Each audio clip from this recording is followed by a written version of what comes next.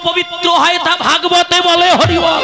আর বৈষ্ণবের ধুলি যদি কোনোদিন কখনো কোনো লাগে পাপীর গায়, পুষ্পরথে চড়ে পাপী বৈকুণ্ঠেতে যায়।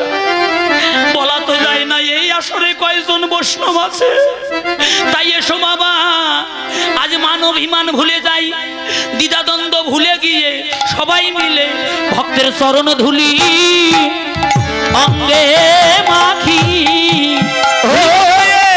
এসো এসো ভক্তের চরণ ধুলি ধুলি সবাই অঙ্গে মাখি, অঙ্গে মাখি। এসো এসো বৈষ্ণব চরণের ধুলি সবাই অঙ্গে মাখি। ও এসো বৈষ্ণব চরণের ধুলি অঙ্গে অঙ্গে মাখি।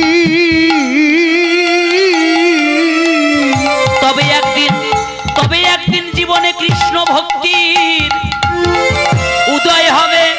ও তুমি অন্তিমে গো বিন্দ পাবে, কৃষ্ণ ভক্তির উদয় হবে।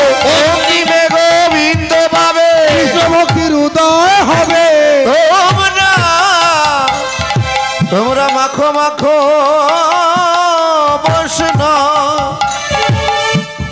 চরণের ধুলি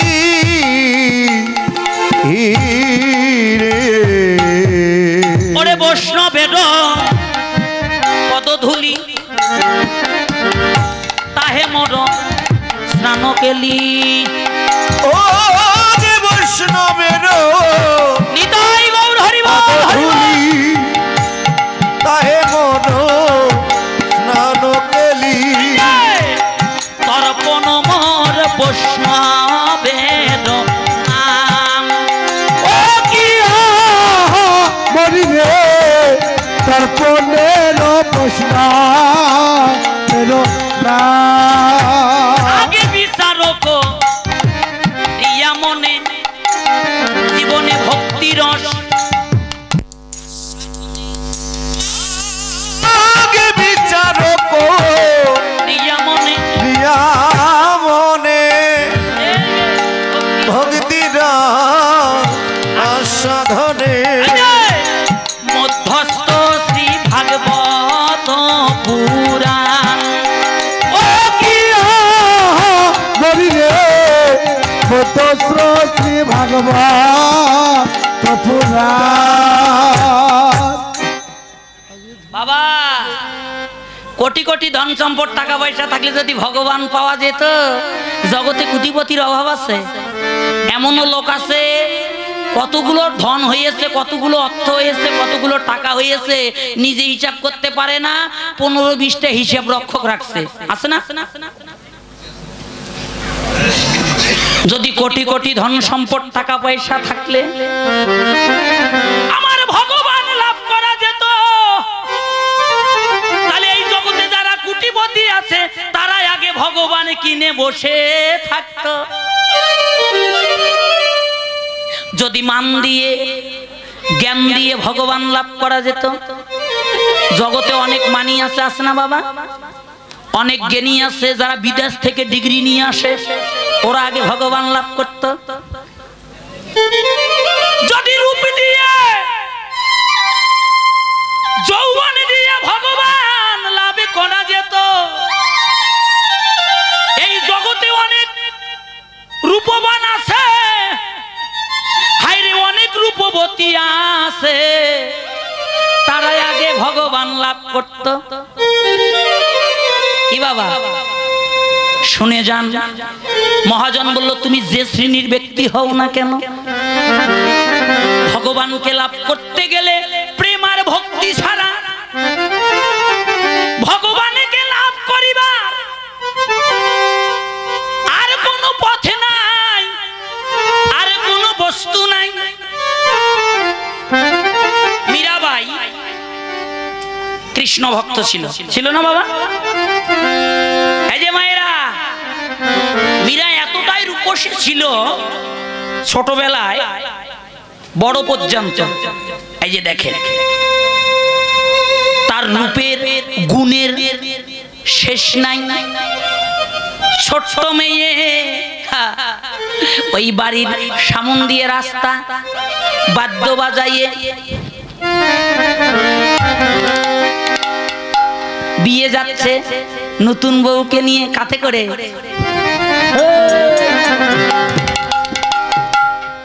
কিরে বইয়ের চিন্তা ধরছে নাকি?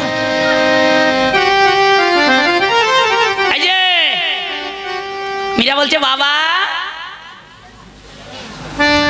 দেখবেন কলিজীব কিন্তু একটু রং তামাশা বেশি পছন্দ করে, করে না বাবা? এখানে কীর্তন না দিয়ে যদি ডিজে গান দেওয়া যাইতো দেখতেন এই এর চেয়ে 1000 গুণ ভক্ত হতো। কি ভুল করছি?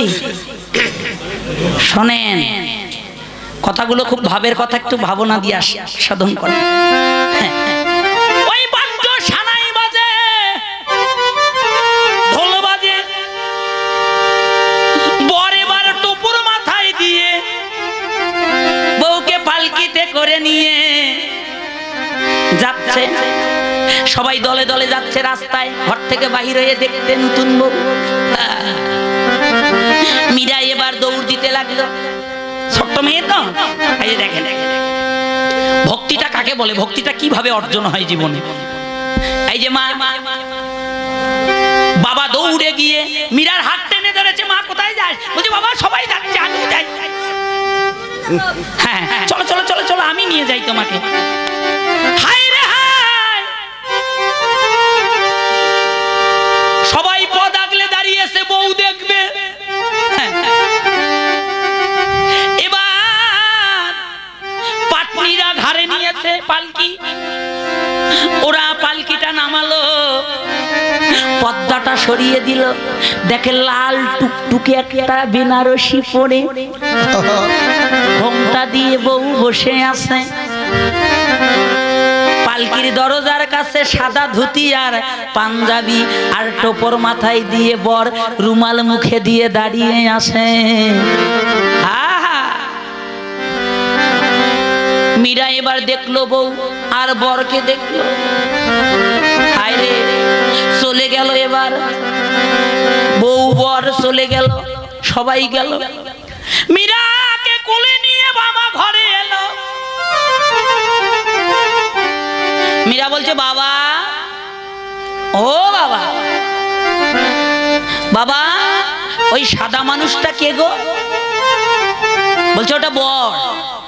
আর ওই যে পালকির মধ্যে, বলছে ওটা বউ।